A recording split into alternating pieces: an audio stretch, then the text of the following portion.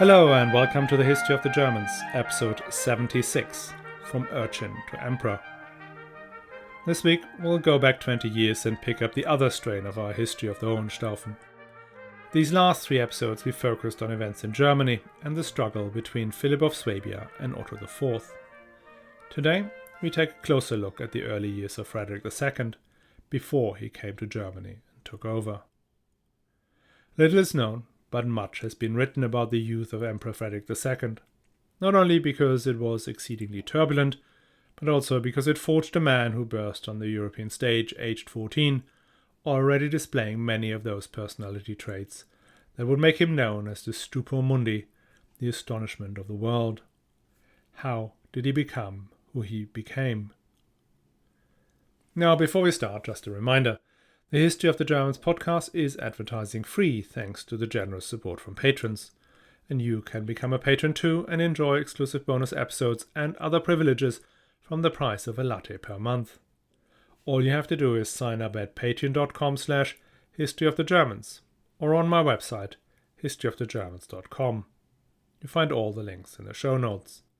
And thanks a lot to Jason, Dave K and Dennis who've already signed up. Now let us go back to 1194. Emperor Henry VI is still sitting on his throne.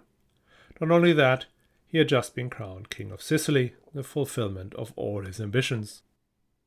In that year, on December 26th, the day of St. Stephen, in the city of Jesi, was born to him a son, Frederick, by his wife Constance, who had been in her 40th year and barren for so long. We rarely know the birthdays of even the most important personalities in the Middle Ages. Birthdays were not as significant as the day of baptism, and in some places, the name day, which established a connection of the child with the divine or the saintly.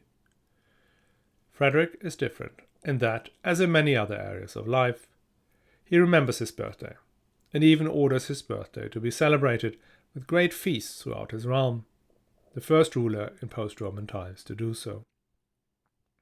Not just that, but there's even a poem written about his birth by Peter of Eboli, a monk and chronicler of the reign of Henry VI. He wrote, "From Italy came the palm of a triumphal new birth, having the distinction of a fortunate father. He was brought to life through screams heard by those present. The palm tree brought forth its fruit, although delayed. A son is born to Augustus, a boy who will excel at arms. Though the father is fortunate, the son will be more so. This boy will in every way be blessed."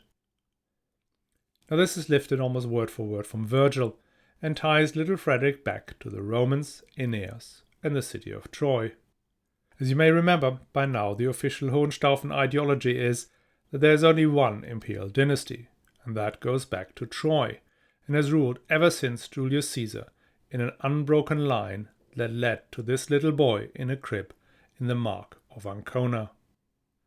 It even has some messianic connotations that Frederick would rekindle in 1245 when he writes to the citizens of Jesi, calling their hometown his Bethlehem, where his blessed mother had birthed him.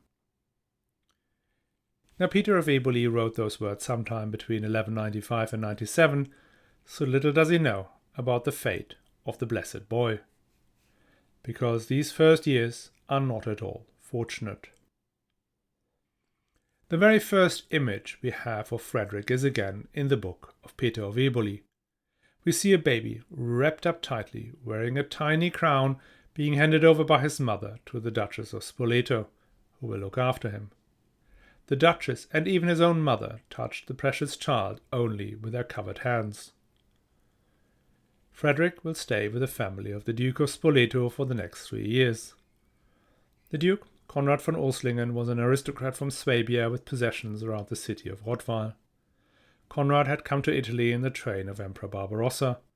Barbarossa had acquired the Duchy of Spoleto from his uncle Welf VI and had put Konrad in, first as administrator and a little later as duke. The Urslingers were able to hold on to Spoleto, even through the upheavals following the Battle of Legnano and the Peace of Venice. When Henry VI came through these lands in an attempt to conquer Sicily, Konrad von Urslingen provided significant military help. Konrad and Henry VI became quite close, and he was one of the few people present at the emperor's deathbed. Hence leaving Frederick in the care of Conrad von Oslingen made a lot of sense, rather than taking him to Sicily, which was still convulsed with rebellion. Conrad, like most medieval fathers, had very little or nothing to do with child-rearing. That was entirely left to the women, and if money was no object, a tutor, usually a monk or bishop. Hence the first person Frederick formed an attachment to was Conrad's wife, the Duchess of Spoleto. About her, pretty much nothing at all is known. Not even a name, nor whether she was German or Italian. Hence, we do not know what language little Frederick spoke his first words in. Conrad and his nameless wife had 2 sons, marginally older than Frederick, and a daughter, Adelheid, of roughly the same age. Later in life, Frederick will have a mistress called Adelheid from a noble Swabian stock, who will give birth to Enzo, one of Frederick's most favourite sons, and King of Sardinia, prisoner in Bologna. His mother may have been the same Adelheid he played with as a toddler. The next important event in his life, that he was probably blissfully unaware of, was his election as the King of the Romans, sometime between 1196 or 1197. At that point, he is 2 to 3 years old, but not yet baptized. The delay is explained by his father's desire to make amends with the Pope, and one of his offers was to let the Pope baptize young Frederick himself. But that did not happen. In all likelihood, Frederick was baptized in nearby Assisi, some time after negotiations with the papacy had irrevocably broken down. Albert von Stade describes it as a splendid event attended by 15 bishops and the emperor himself, one of the very few times Henry VI actually saw his son. Such a great spectacle would almost certainly have attracted a young man, son of a wealthy cloth merchant in the city, with a love of troubadour romances, court life, and a burning ambition to become a knight. The young man had been baptized over that same baptismal font in the name of Giovanni, but he would later change his name to Francis, and he was known now as Saint Francis of Assisi. The emperor and the most significant saint of the 13th century will cross paths many more times. The time at the castle of Folignano, where the Dukes of Spoleto lived, comes to an abrupt end when Henry VI died in 1197. Constance immediately sends for him to be brought to Palermo, and as we've heard, when Philip of Swabia arrived in central Italy to pick up his nephew for his coronation in Aachen, the little boy is gone, and the house of Hohenstaufen is thrown into a severe crisis. Now again, nobody mentions anything about how Frederick took the separation from the person he in all likelihood regarded as his mother. But this will not be the only trauma. When Frederick arrives in Palermo, he meets his mother, presumably for the first time since she had left him in the care of the Urchlingen 3 years earlier. Constance is at that point preoccupied with the question of how she can secure the kingdom of Sicily for her son. She gives up the title of King of the Romans on behalf of her son so that he can be crowned King of Sicily with a papal blessing. That stabilized things for the moment. Meanwhile, as we know, Philip had himself elected King of the Romans and had received approval from Constance to be crowned. Sicily and the empire are now separated. Shortly after that, on November 27, 1198, Constance of Sicily dies. Frederick is still only 4 years old, and now an orphan. In her testament, Constance had appointed Pope Innocent III guardian of young Frederick. Innocent kept entirely aloof from his ward. He would send papal legates to look after him, and he felt anxiety for his dangers, praised his progress, and expressed unfeigned pleasure at his escape from enemy hands. But he never saw him in all these years until the boy was 17. There are also no family members looking out for little Frederick. The only remaining Hohenstaufen was Philip, and he was far away in Germany. His mother's family, the Hautevilles, had been decimated or exiled by his father Henry VI, and those who returned bore him ill will. In principle, the kingdom was ruled by Frederick's guardian, Pope Innocent III, but Innocent, as I said, stayed back in Rome. In practice, the kingdom was managed by a regency council, headed by the chancellor of the kingdom, Walter of Palea. Walter was first and foremost interested in his own and his family's advancement. But since his power rested on his appointment as regent for little Frederick, he was the closest thing to an ally Frederick had got. After Constance's death, the kingdom collapsed into chaos. Several factions fought for supremacy and possession of the child king. There were the Germans, who had come to Sicily with Henry VI. Many had been ministeriales or simple knights, and out here in the south had risen to be counts and even attained princely rank. Their leader was Marquard of Annweiler, erstwhile trusted military commander of Henry VI's armies, and now elevated to Margrave of Ancona.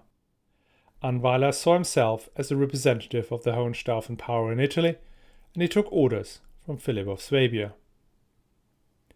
Opposed to the Germans was the old Norman aristocracy, whose positions had been curtailed after the fall of Tancred. They saw an opportunity to chuck out the northern invaders and either replace little Frederick with one of their own, or to make him their plaything. Their cause got a massive boost when Innocent III pushed the Regency Council to return the provinces of Taranto and Lecce to Walter of Brienne, the son-in-law of the former King Tancred. That gave his faction a natural focal point. Clearly, Innocent III wasn't looking out for his ward's interest at all times. And then we have the Muslim population in central Sicily who raided the lands outside the major cities, whilst the Pisans were enforcing trading privileges on the island, some real, some imagined, and for the barons in the mainland, who were neither Norman nor German, their objective was simply a weak central power that allowed them to do as they please. All these parties had only one thing in common: to pursue their own most obvious advantage and to enrich themselves at the expense of the helpless king, who thus became the focus of all their activities. The goal, above all others, was to get possession of the king's person, for this child represented the legal basis of the victor's de facto power. Frederick became a lamb amongst ravenous wolves, as the chronicler put it. There's one story about Frederick when he was 7 years old. In 1201, Marquard of Annweiler had overpowered Walter of Paleia and had entered Palermo. He and his men searched for their quarry, the boy king who they found in some back room of the Castello a Mare. Frederick tried to fight them, but when he realized the futility of his actions, he threw away his royal garments and began scratching himself with his nails in his impotent rage. The papal legate who informs the Pope of these events concludes that it was a worthy omen for the future ruler, who cannot be false to his own nobility, who, with royal instincts, feels himself, like Mount Sinai, outraged by the touch of a beast of prey. The question arises how a child could grow up in such circumstances and become a commensurate ruler, an accomplished diplomat, a skilled administrator with enormous appetites for life, love, and above all, knowledge. The story I grew up with is probably best told in the words of Ernst Kantorowicz, whose biography of Frederick II we will encounter several times on our journey, and which itself and its author's life are worth a whole episode. Here is what he had to say about Frederick's childhood. Quote, "From this time forward," he means after the coup of Marquard of Annweiler, "no one in the fortress seemed to have bothered his head about the boy. The royal property had been so shockingly squandered that the child was often literally in want of the barest necessities, till the compassionate citizens of Palermo took pity on him and found him food. One fed him for a week, another for a month, each according to his circumstances. He was a handsome boy, whose clear, bright glance already caused remark, and the people were probably glad to see him amongst them. At 8 and 9 years old, the young king wandered about without let or hindrance, and strolled unchecked through the narrow streets and markets and gardens of the semi-African capital at the foot of the Pellegrino. An amazing variety of peoples, religions, and customs jostled each other before his eyes. Mosques with their minarets, synagogues with their cupolas stood cheek by jowl with Norman churches and cathedrals, which again had been adorned by Byzantine masters with gold mosaics, their rafters supported by Greek columns on which Saracen craftsmen had carved in Kufic script the name of Allah. Round the town lay the pleasure gardens and fountains of the Norman kings, in the exotic gardens and animal preserves of the Conca d'Oro, the delights of which had inspired the Arab poets. In the marketplaces the people went about their business in many-coloured confusion, Normans and Italians, Saracens, Jews and Greeks. The lively boy was driven back on all these for company, and soon learned the customs and the speech of all these tribes and races. Did any wise imam play the part of Chiron to the lonely child? Did some unknown tutor teach the future ruler of men to observe, to know, to use the forces of earth and nature? We do not know. We are certain only that his education was unique, and radically different from any that ever fell to the lot of a royal child. Later men marveled at his knowledge of the habits of man and beast and plant as profoundly as they trembled at his actual approach. Frederick was not brought up, as his father for instance had been, by a learned chaplain of the type of Godfrey of Viterbo, not reared like many another prince by world-shy monks in the seclusion of a cloister. Amazed by his comprehensive knowledge, his astounding exotic erudition, men have sought diligently to trace the real teacher of this great Hohenstaufen. Research has not revealed his Aristotle, and with reason. The teacher never existed whom he would not have surpassed and disillusioned, and the school of a mere fencing master would not long have satisfied him. Frederick II is a typically self-taught man. He had no one to thank for his education. What he was sut virtute. Quite possibly he learned the elements from that Magister William Franciscus, who had once been mentioned in attendance on him as a 7-year-old boy, and is on record as still with him in 1208. Quite possibly one or another of the papal legates may have taken an interest in him and taught him the necessary amount of scripture. Quite possibly he received irregular instruction now and then in other things, but he never enjoyed a systematic education. His later learning bears all the marks of being not the product of school, but of life itself. He was compelled from his tenderest years to absorb directly, without extraneous aid and from every source, the strength he needed. This differentiated his knowledge, both in its content and its application, from that of his contemporaries. Stern necessity was his first tutor, and she, to quote the Pope's expression, taught him the eloquence of grief and of complaint at an age when other children scarcely lisp aright. His next instructors were the marketplaces and streets of Palermo, life itself. He laid the foundations of his wisdom in those wanderings which made him the friend of every man. End quote. The idea of young Frederick running wild through the streets of Palermo, a city second only to Constantinople when it comes to the mingling of cultures, is sharply dismissed by modern historians. There are no real contemporaneous accounts of such activities or the hunger of the boy, and the citations used to confirm it have been written 70 and 100 years later.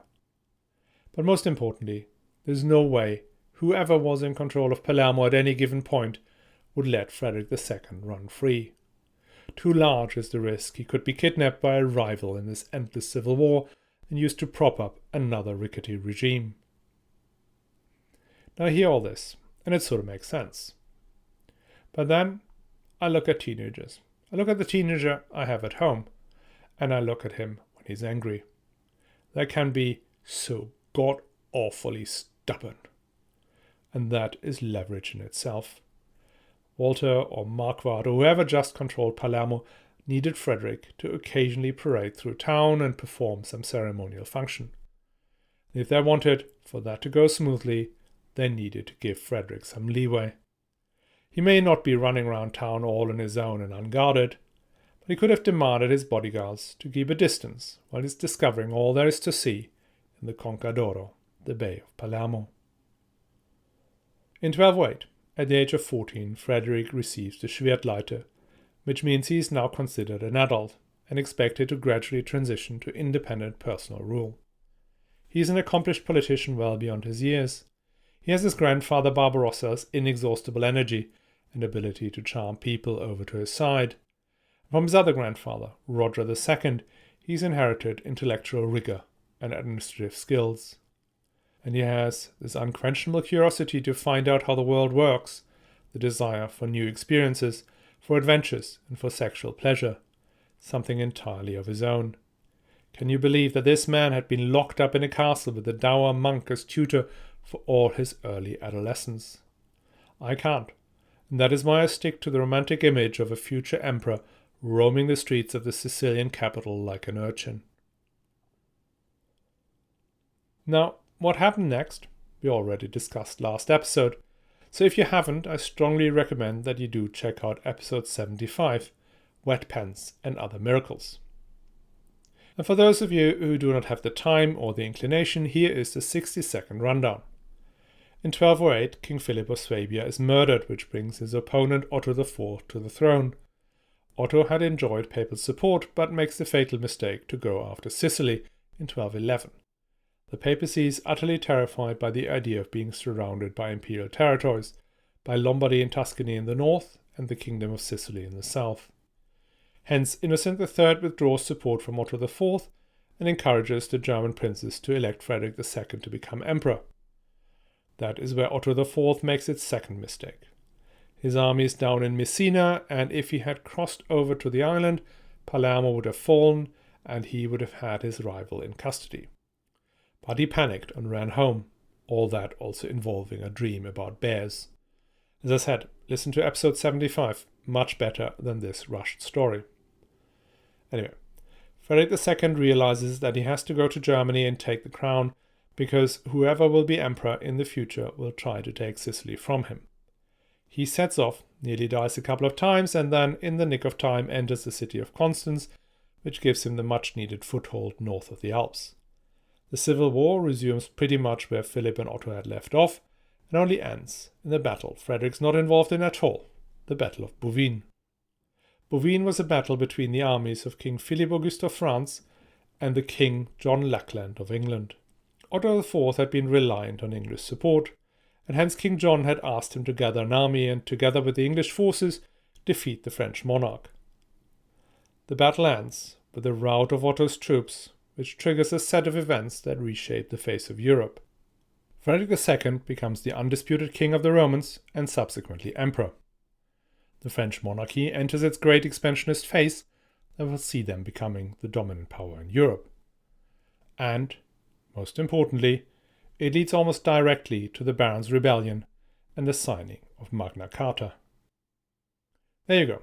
Frederick II is emperor. How he reigns, in particular how he approaches the politics in Germany, will be subject to the next episode. I hope you will be joining us again. Before I go, let me thank all of you who are supporting the show, in particular the patrons who have kindly signed up on patreon.com/historyofthegermans. It is thanks to you that this show does not have to do advertising for mattresses or, as I recently heard, energy supplements and pension plans. If Patreon isn't for you, another way to help the show is sharing the podcast directly or boosting its recognition on social media. If you share, comment or retweet a post from the History of the Germans, it is more likely to be seen by others, hence bringing in more listeners. My most active places are Twitter @GermansHistory and my Facebook page, History of the Germans Podcast. As always, all the links are in the show notes.